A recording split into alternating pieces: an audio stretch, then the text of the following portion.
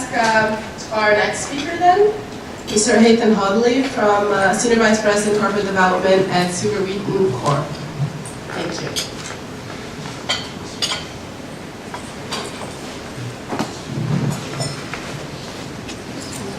First and foremost, I'd like to say thank you to the Brazil Canada Chamber of Commerce for giving me the opportunity to present here today and pitch the Wheaton story and tell you a little bit more about our involvement in Latin America.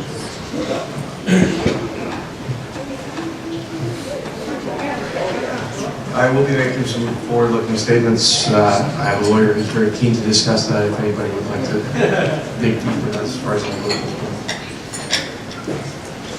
And who is Wheaton? I'll start off just for starters to give you a bit of background on who we are. Effectively, we are the largest precious metals streaming company. So we're focused only on precious metals, gold and silver. We have a diversified portfolio of high-quality, long-life assets, which I'll go into a little bit more detail to give you an idea of what we're looking at. We have partnerships with major diversified miners as well as single asset developers. We'll look at the whole gamut, whether it's a junior producer or a senior operator. We've got a proven record of high-quality acquisitions and a strong reputation for technical excellence and a strong balance sheet. We have over $1 billion at least available to us to deploy in the streaming space right now. As you can see from this next slide, we have a very, very diversified portfolio. We've got assets obviously in North and South America, as well as some in Europe, but primarily South America is where we see the majority of our opportunities. And we'll go in a little more detail, but as you can see, we've partnered from companies as large as Vale to companies as small as Wheaton.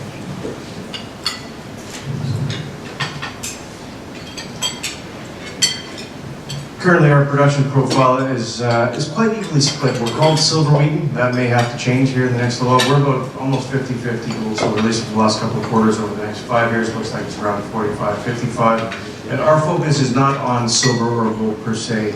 We focus on high-quality assets. We look at getting the best assets we can into a portfolio to provide the lowest risk investment opportunity for institutional investors and for retail investors. As you can see from this pie chart on the left, close to 96% of our existing streams come from assets that fall at the lowest half of the cost curve. That means we can see a significant drop in commodity prices, but we still hardly lose any of our production. And that's what we're trying to basically offer investors. Anyone can invest in ETF or buy the commodity.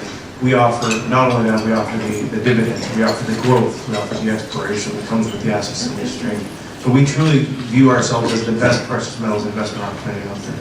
As you can see from the mine life of operating portfolio, we have in excess of 25 years of mine life in our company based on reserves alone. So we're very excited. We look for large opportunities as well as small opportunities, but small opportunities that have the ability to last for a long time and add value for institutional shareholders and our partners.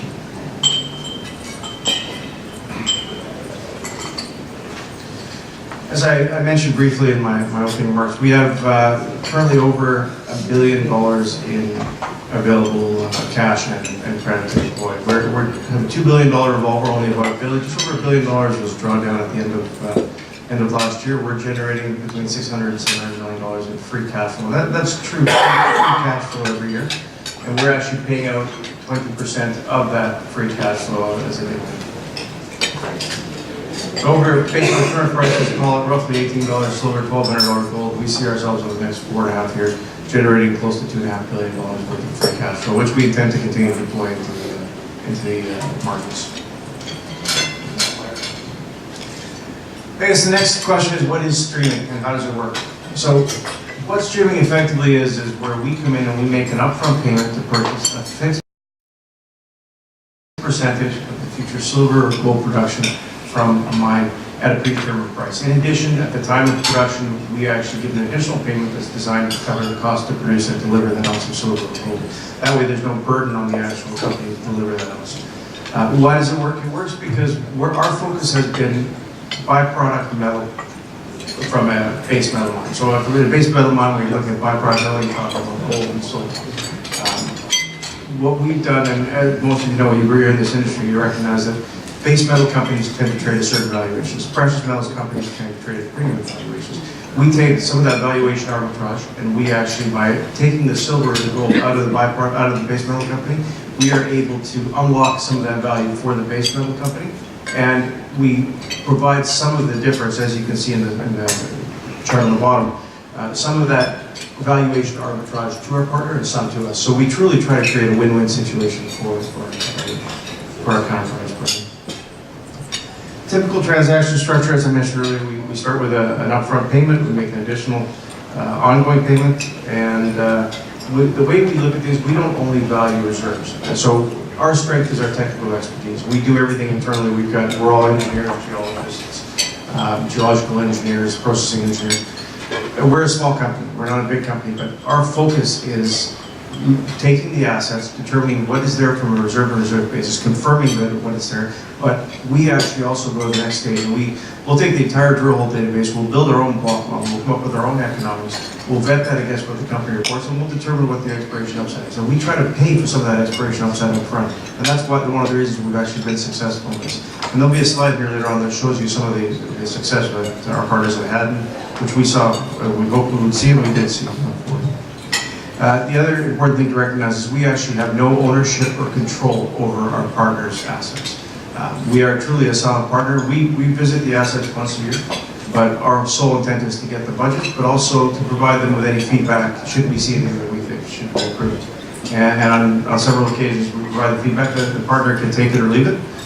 When they have taken it, there's been a few instances where they've actually improved their efficiencies, which is awesome. And keep in mind, a healthy partner, healthy partnership as well.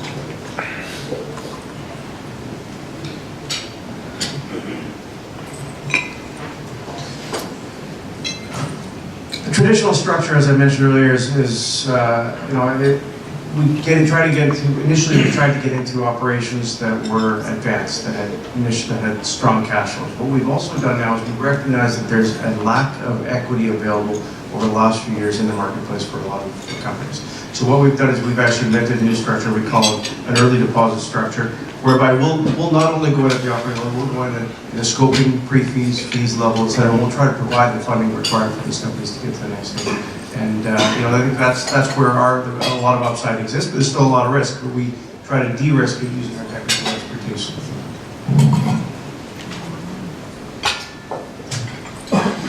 So through our internal technical review, we start with a desktop study. With secured for suitability, it must be in the lowest half of the cost curve for us to move forward, unless there's strategic reason to go to fray from that. We then take a look at the data room, we look at the assets. As I said, we do a deep dive into the assets. And then we do a site visit. We're spending a few days on site just to make sure everything is as they say it is, and try to get a feel for what the future and that operational side looks like. We map out the potential stream to resource exhaustion using our technical expertise, and then at that point in time we come up with a value. Now, in terms of coming up with our value, we try to always look at the key risk factors, and the key risk factors play into the discount rate that we would actually use for our valuation. The average discount rate of the portfolio is adjusted for these risk factors. We come up with a value which is typically coincident with what the company thinks they're valued at in the market. And as I said earlier, we don't only look at the current existing operations, we look at the exploration upside. We look at the measured and indicated ounces. We look at the inferred ounces. We look at where there's drilling, where there's the geochem, the geophysics, everything. So we try to come up with our own interpretation of where we think the actual technical project is going. And that's how we're able to add value. So if we screw that up, that's on us. But we try to pay our partner, because we enter into life of mine contracts, and we recognize that nobody wants to enter into life of mine contracts. So we try to give them some of that additional value up front to actually make it more reasonable. The timeline of a streaming transaction, typically, if you're comparing against equity or debt, equity, the markets open up and they close up. There's small windows occasionally. Sometimes the door opens and you can jump right through and you see hundreds of millions of financings. But more often than not, it's small windows that are slightly open. You manage to get the financing out and then the window closes. You're looking on the debt side. Debt is depends on the timing, depends on the interest rates, and depends on the availability. But debt typically takes, from start to finish, at least 6 months to try and get some debt in place. Our entire streaming transaction structure can be accomplished in less than 2 to 3 months. So that's probably the longest timeline we've had.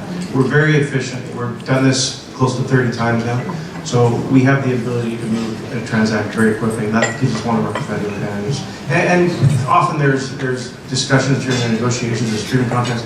We've done it so many times that we know where the hurdles are, and we know how to get around those hurdles by making everybody happy.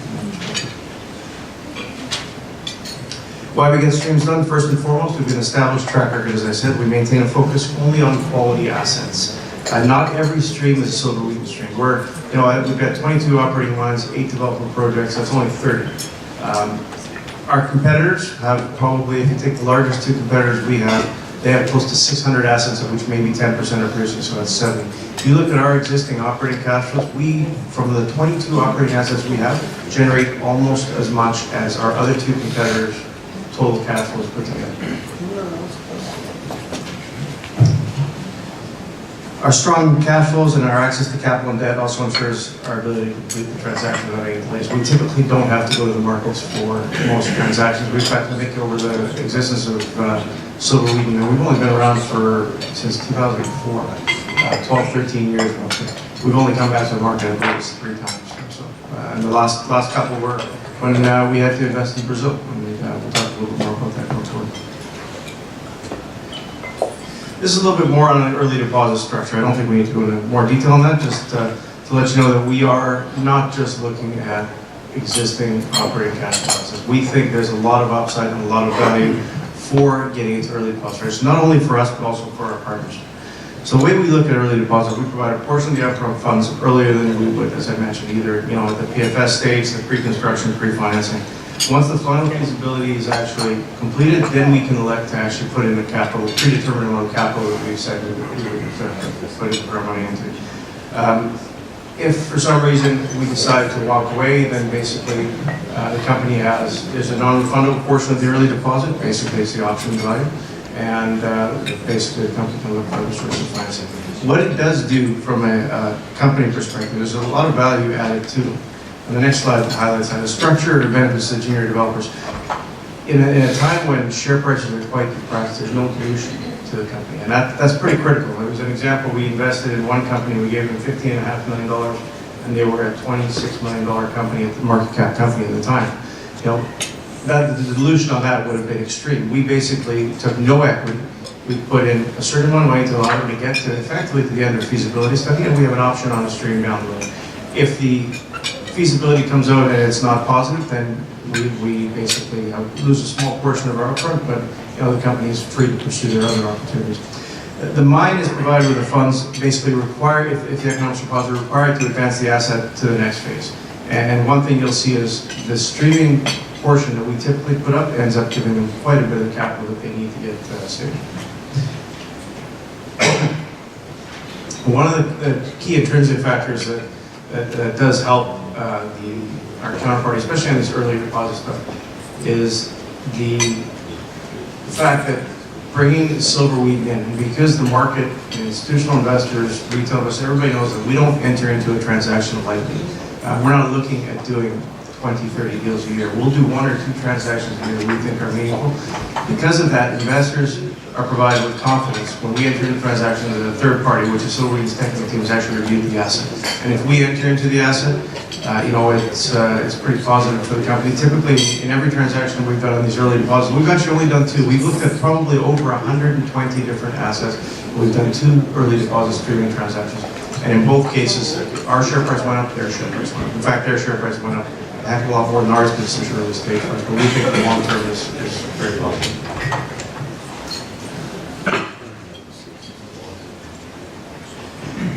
Benefits of precious metal streaming to our partners. As I've talked a lot about some of these already, the increase in investor confidence, the value creation opportunity, the improvement in the project internal rate of return.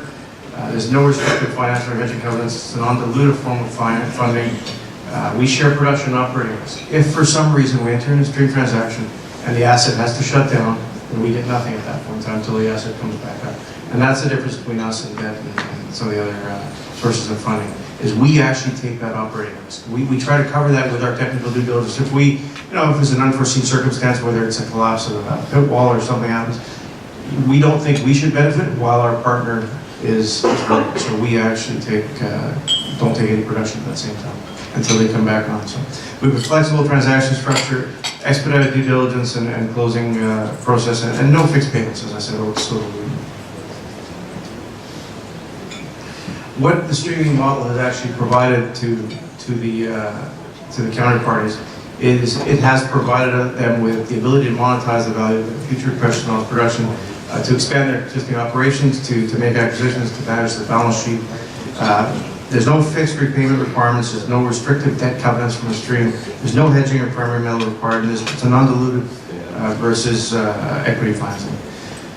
And one of the most important things is it does diversify the developer risk, and it improves the internal rate of return. I'll show you a scenario here shortly.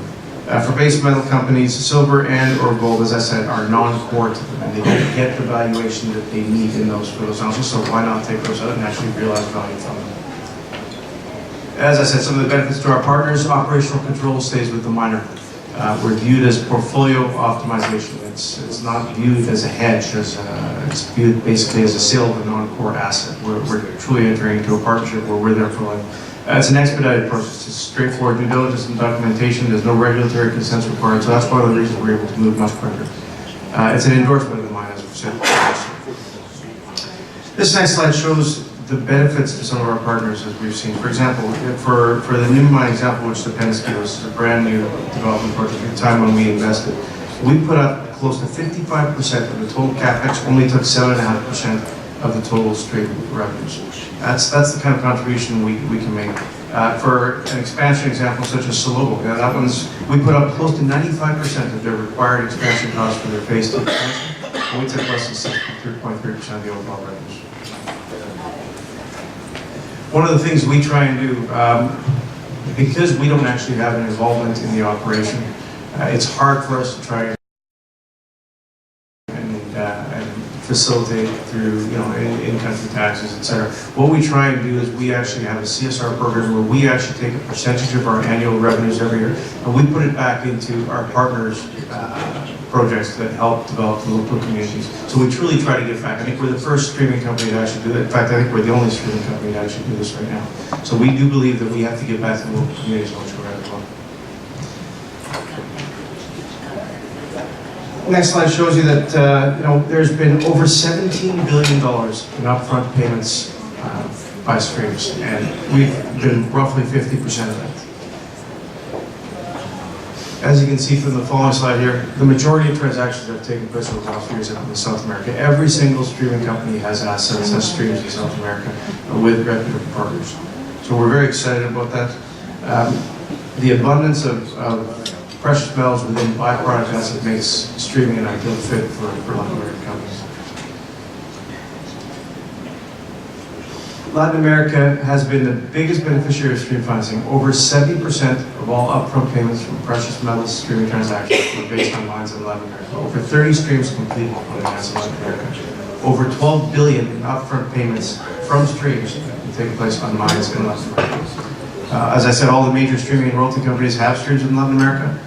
We were the first, we invented the stream model. We were the first precious metal stream completed in Mexico, and we've also had the largest ever metal stream on a mine, and it happened to be in Brazil with our partner Vale, who we're very proud to be partnered with. The 75% gold stream of Salobo's largest precious metal stream globally. We invested in the last 3 years over $3 billion into Vale to help them advance and grow, deleverage as well as advance their global businesses. And we continue to actively pursue opportunities in Latin America. We think it's an incredible place to work, and we're very comfortable there. So just in summary, the key precious metals streaming benefits, it's a sale of a non-core commodity to fund core franchises. It significantly improves the project economics in terms of the internal rates of return. In some cases, it allows the company to make a positive decision because of that capital infusion up front. It's a very flexible source of funding. It's no dilution, there's no fixed payments, we take the risk, and it endorses the project by a well-regarded third party, which is effectively our technical team is a very good reputation. Thank you very much. I'd be happy to take any questions. Thank you.